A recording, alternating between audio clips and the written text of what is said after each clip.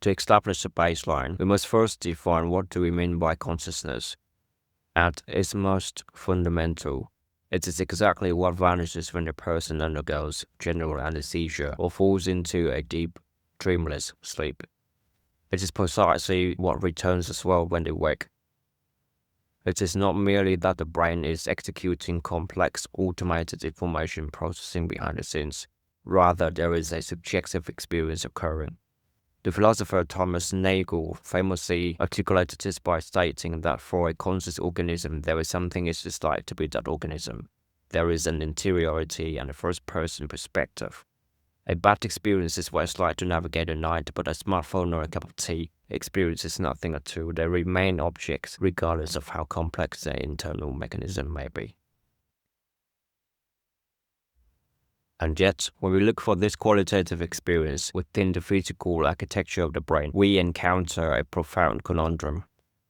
If a neuroscientist examines a living brain while the subject views a bright red apple, they will not find the color red anywhere within the neural tissue. Out in the physical world, colors does not exist either. They are only electromagnetic waves operating at different wavelengths, and the brain takes these wavelengths and constructs the subjective experience of color.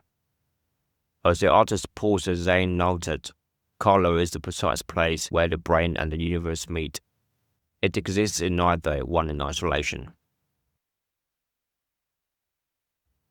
This chasm is between physical mechanisms and our inner life, and also is what David Chalmers terms the hard problem of consciousness. He contrasts this with the easy problems of neuroscience, such as how the brain categorizes data, forms memories, or directs attention. These problems are deemed easy because they are scientifically tractable. They concern observable, measurable phenomena. The hard problem asks why or how any of that physical processing should give rise to an inner subjective experience at all. Philosophers refer to these raw, felt qualities as qualia. The actual bitterness of coffee or the sharp sting of physical pain. To resolve this explanatory gap, thinkers have historically divided into distinct metaphysical camps. Dualism, famously championed by René Descartes, splits the universe into two entirely separate substances. Res Extensa, physical matter like brains and bodies. Res Cogitans, the immaterial substance of thought.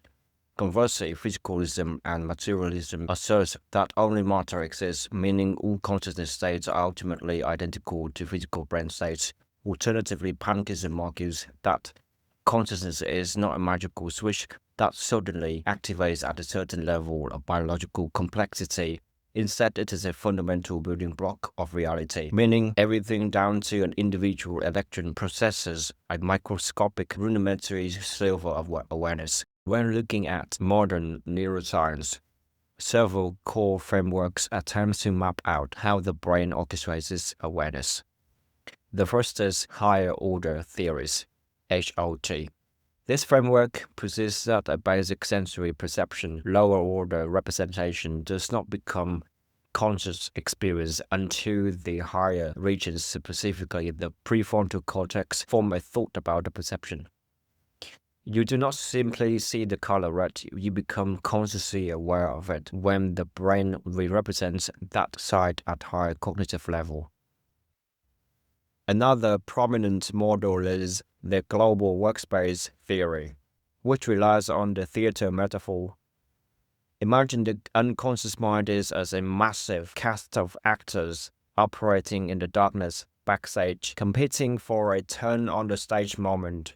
Information only enters the conscious awareness when it gains access to the global workspace and the stage itself.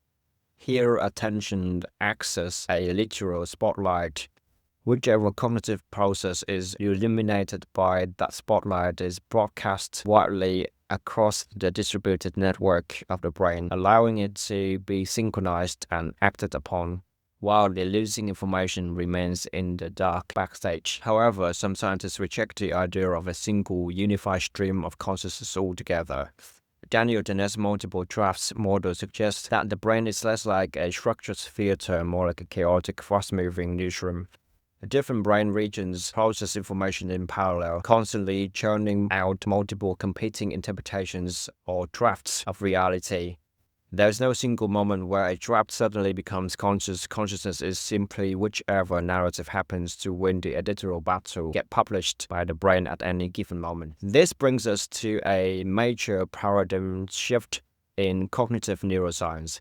Predictive processing and re-entry theories, championed by researchers like Dr. Neil Seth. This framework completely inverts the classical textbook model of perception. The traditional view is that the world passively pulls into the mind from the outside in through the senses. Predictive processing states that the opposite is happening. Perception is a top-down, inside-out creative act of writing rather than reading. The brain is an isolated prediction engine locked inside a dark skull, constantly regenerating hypotheses about what is occurring outside or inside the body. It uses raw sensory data merely as corrective feedback mechanism to calibrate those internal guesses. Dr. Seth describes our waking reality as a controlled hallucination. It is regenerated entirely from the inside out, but tightly anchored by the physical world to ensure our biological survival. This predictive machinery provides profound insights into how we utilize different forms of knowledge, particularly day-to-day survival scenarios. Consider the real-life capacity to instinctively know when it is about to rain hours before the first droplet falls, before any overt wind or storm clouds appear. To understand this phenomenon, we must look at the distinction between explicit knowledge and tacit knowledge. Explicit knowledge consists of information that can be easily codified, written down, and articulated.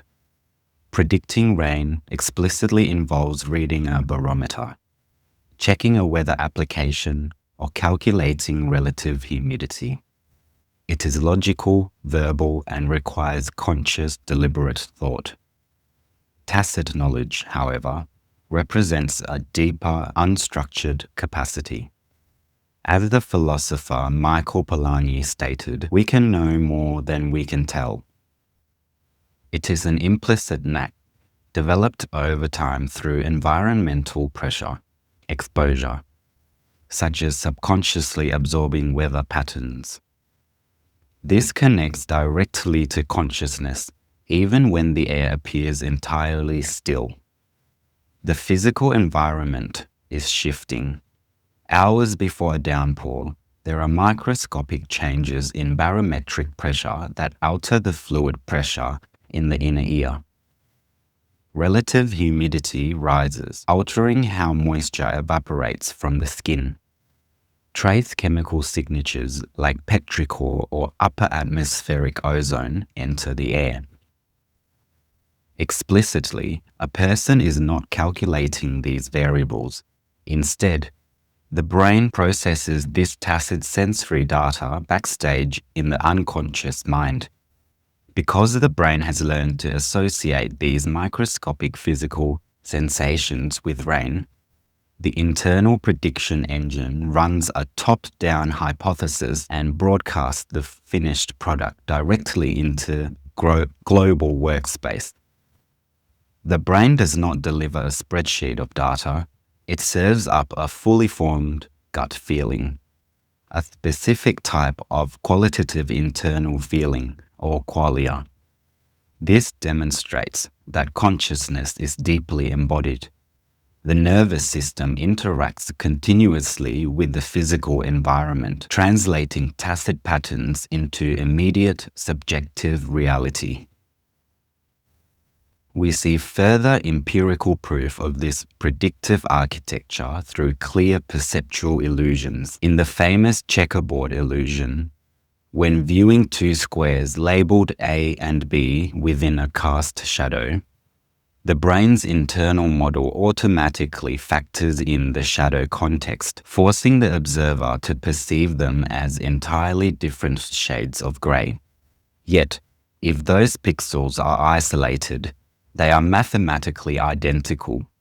Even when cognitively aware of this fact, the observer cannot stop the brain from seeing them as different, because the brain prioritizes its top-down narrative over literal sensory input. We observe the same mechanism in auditory illusions, where the brain physically manifests whichever word it is actively primed to hear. This paradigm offers a new appreciation for Impressionist artists such as Claude Monet or Camille Pissarro. Their unique capability lay in their ability to bypass their own visual cortex's top-down predictions. They painted the raw, unrefined light striking the eye, rather than the brain's automated inferences about what those objects were supposed to look like. This leads to a critical question: how do we measure this conscious state? And what occurs when this internal prediction engine is disrupted? In clinical settings, neuroscientists use global metrics to evaluate a subject's level of consciousness. We know a person is globally less conscious under general anesthesia, where neural activity becomes highly regular, repetitive, and shows minimal pattern diversity. For a long time, baseline waking consciousness was assumed to represent the peak of neural complexity.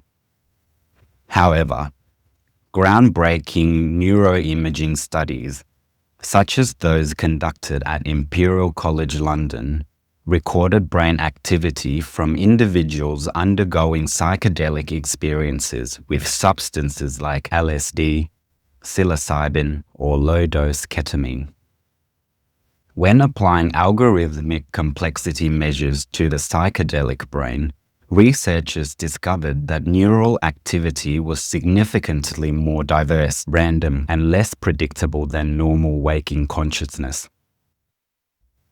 Dr. Seth cautions that we must not view consciousness as a one-dimensional scale like temperature. It is a multi-dimensional matrix composed of distinct axes, including perceptual vividness, the structural integrity of self-identity, and the perceived thickness of time. Because current measurements tools are relatively blunt, they flatten this multi-dimensional matrix onto a single mathematical line, making the psychedelic state appear as a simple upward spike when it is actually structurally distinct.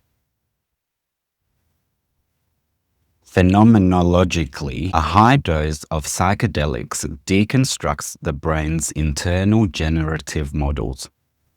Subjects frequently report ego dissolution or ego death, where the psychological boundary of being a distinct self completely collapses. The brain ceases to categorize sensory inputs into isolated objects, eliminating the perceived separation between the observer and the observed, resulting in a raw feeling of unity with reality.